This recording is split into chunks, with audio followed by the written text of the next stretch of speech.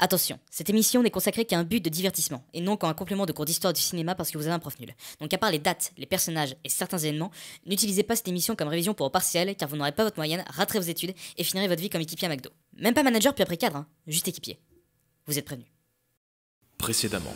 Je m'appelle Tostaki, jeune étudiant en fac de cinéma qui a l'ambition absurde de devenir réalisateur. Et vous savez ce que je fais 100% du temps? Je reste assis dans un amphi. Hey Nick, tu m'as demandé?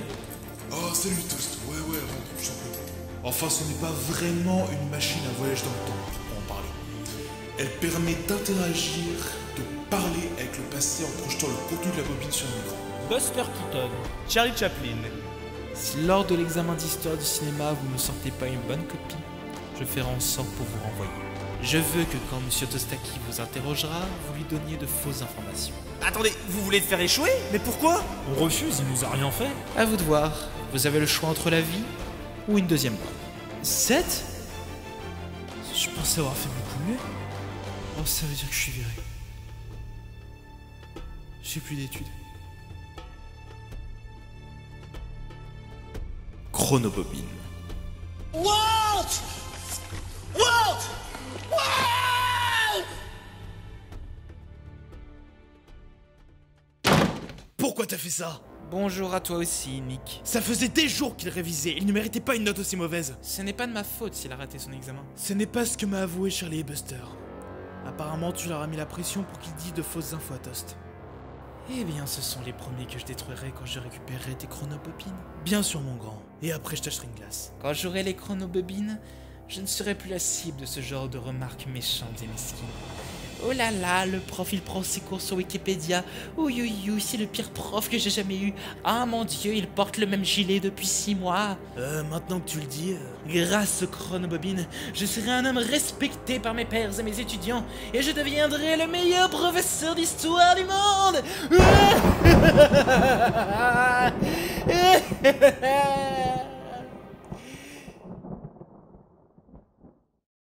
Qu'est-ce que tu dois t'emmerder pour avoir des idées aussi foireuses? Évidemment que je m'ennuie, je vis seul avec mon chat dans un studio délabré et mon seul passe-temps est d'écrire des critiques de films sur Allociné.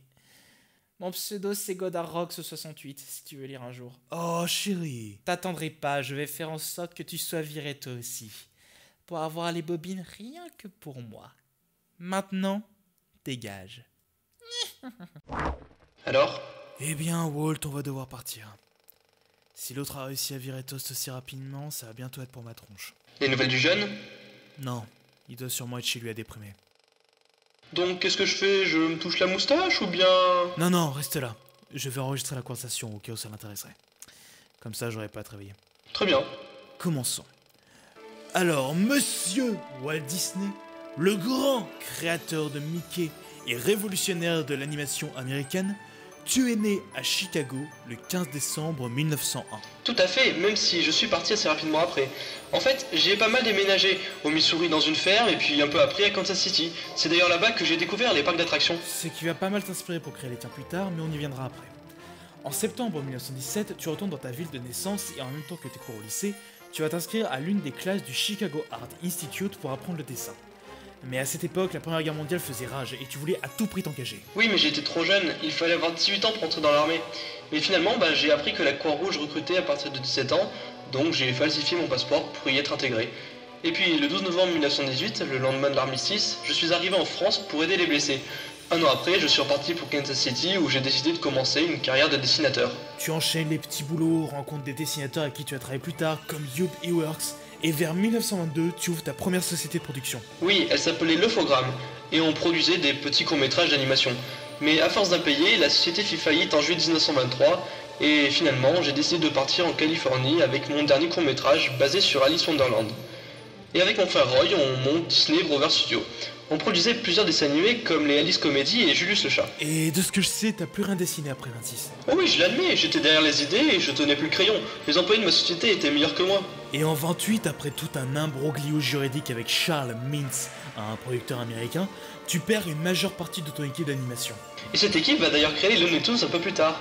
Et puis en 1927, lors d'un voyage entre New York et Los Angeles, j'ai créé le personnage de Mickey. Enfin, j'ai donné ses premiers traits et Ubi Wax l'a retravaillé. Mais à la base, il s'appelait pas Mickey, je crois. Non, effectivement, il s'appelait Mortimer Mouse au départ. Et c'est ma femme qui a préféré leur nommer Mickey. Elle a une bonne idée, car bon, Mortimer, c'est pas sexy comme prénom. Ouais, c'est un peu agressif.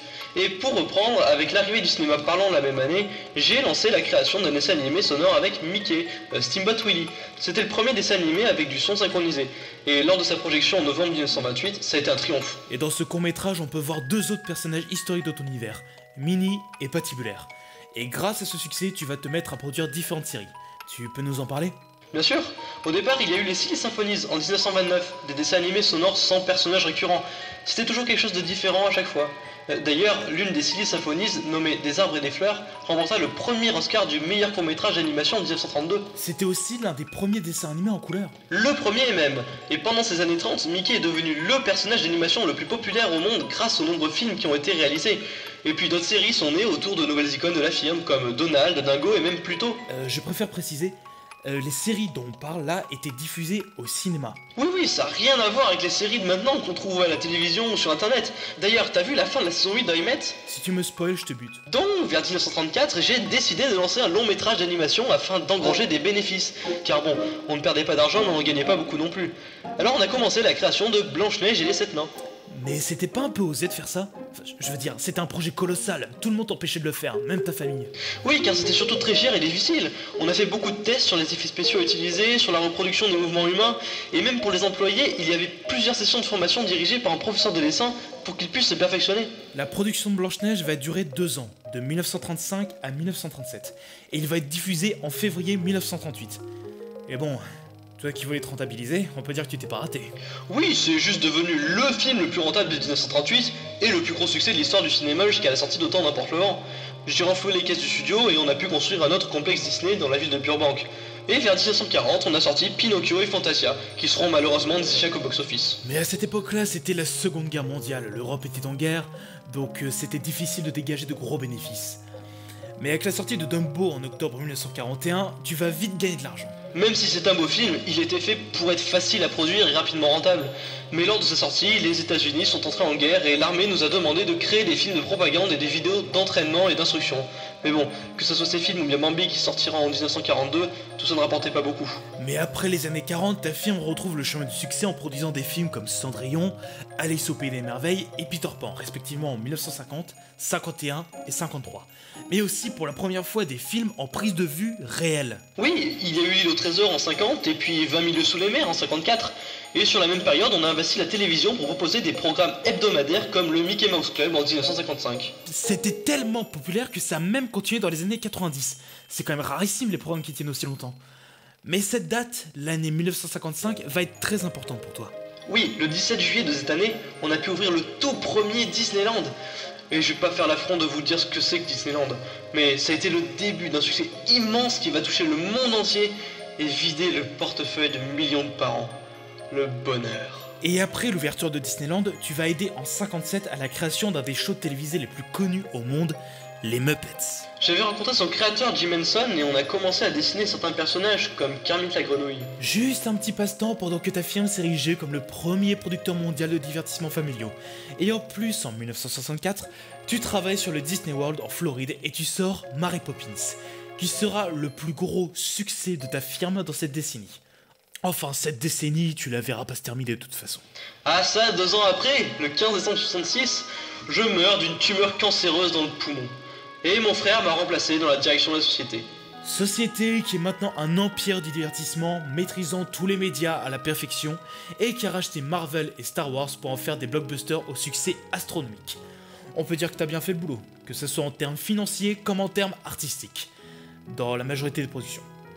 Je dis bien la majorité. J'ai jamais cautionné à School Musical avec un proc, je préfère préciser.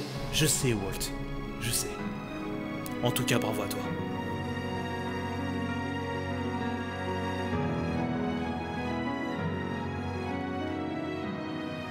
Chronobobine.